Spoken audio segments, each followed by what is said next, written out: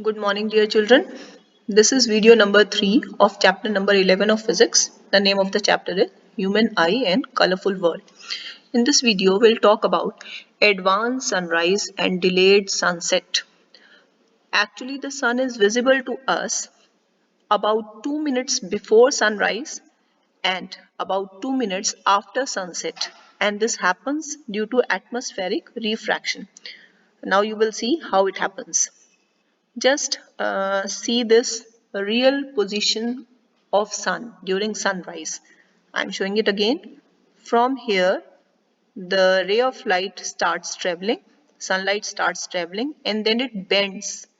Why it bends? Because now it is entering into atmosphere of Earth. Outside we have space.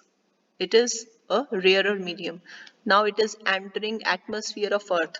It's a denser medium. So it bends. And when this bent light, it is produced in the backward direction. Now see here, when we produce this bent light in the backward direction, then we see the apparent position of the sun.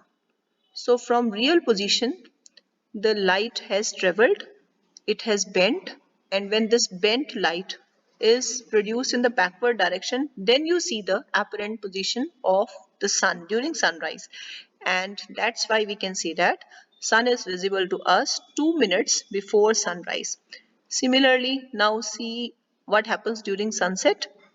The ray of light traveling, entering into atmosphere, then bending, and when we produce it in the backward direction, then this becomes the apparent position of sun during sunset.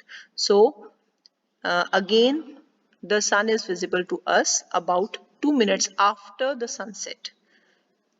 In the same way, the apparent flattening of the sun's disk at sunrise and at sunset, it is also due to atmospheric refraction. Now our next topic is scattering of light. Now scattering of light is related to Tyndall effect. About Tyndall effect you have done in chemistry of class 9th. When a beam of light passes through a colloidal solution, the path of light becomes visible. And why it becomes visible? It becomes visible because of the scattering of the light by the colloid particles. So this effect is known as Tyndall effect. It means scattering of light by colloid particles, that is Tyndall effect. And this Tyndall effect you can see in lab, and you can see naturally also. Here you can see a forest and the sunlight is coming and it is scattered. You must have seen it in your surroundings too. So this is due to Tyndall effect. Now this Earth's atmosphere, you know that it contains air molecules, water droplets, dust, smoke, etc. So when sunlight passes through the atmosphere, the path of the light becomes visible due to scattering of light by these particles. So these particles, they scatter the light in the same way as colloid particles scatter light. Now the color of the scattered light depends upon the size of scattering particles. There are total 7 different wavelengths, 7 different lights contained in a white beam of light. So the color of scattered light out of this violet, indigo, blue, green, yellow, which color will be scattered, that depends upon the size of the scattering particle. Very fine particles scatter blue light. This is very important line, so you have to remember this. Very fine particles, very small particles, they scatter blue light, whereas larger particles, they scatter orange light or green or yellow light depending upon their size. So again you can see Tyndall effect in details. You have 4 diagrams here showing Tyndall effect. Next topic is, why is the color of clear sky blue? You must have seen the sky above your head. The clear sky is always blue. So why it is blue? Because the fine particles in the atmosphere, they scatter blue light. And why do they scatter only blue light?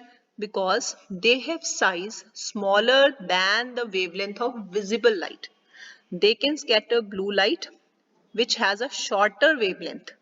So smaller particles, if you remember, we have done in previous slide, smaller particles, they scatter blue light because of its short wavelength. So that is why when sunlight passes through the atmosphere, the fine particles in the atmosphere, they scatter blue light more strongly than all other colors like red, yellow, orange, etc. So that is why the sky appears blue. Now you may ask, what will happen if Earth had no atmosphere? Then what will be the color of the sky? If Earth doesn't have any atmosphere, then there would not be any scattering of light and the sky would appear dark. Similarly, the sky appears dark at very high altitudes. The passengers which are there in aeroplanes, and aeroplanes are at very high altitudes, for them the sky is dark because above them there are no particles which can scatter blue light. Now we have next question. The question is this: why danger signal lights, they are red in color? You must have seen the danger signs, they are always painted red. Why they are painted red? Have you ever thought? So the answer lies in physics. The red color is least scattered by fog or smoke. All other colors, blue, yellow, orange, they are scattered, but red color, it is least scattered by fog or smoke. Therefore it can be seen in same color at a distance. You are very far away from danger signal and danger signal is painted red, and you are able to see it because this color is least scattered by fog or smoke. So here you can see in this diagram the scattering of blue light and why sky appears blue. So as you can see, there are blue colored arrows here. So these blue colored arrows, they are showing that the blue light is scattered. So as you can see, the blue light is coming straight and then it is scattered. So similarly, the other beams, from other beams also only blue light is scattered because the smaller particles of atmosphere, they scatter blue light to the maximum extent. Next topic is, what is the color of the sky at sunrise and sunset? If you have ever seen sun during sunrise and sunset, then you have noticed that it is always red. The size is also bigger and it is also red. So why it is red? Let's have answer of this question. At sunrise and at sunset, the sun is near the horizon. So here you can see, here is observer and here we have this straight line that is showing the horizon here. So sun is near the horizon and the light from the sun travels through the thicker layer of atmosphere and longer distance through the atmosphere. You can see this is, pay attention here, we have the light from the sun, it is traveling more distance during sunset or during sunrise.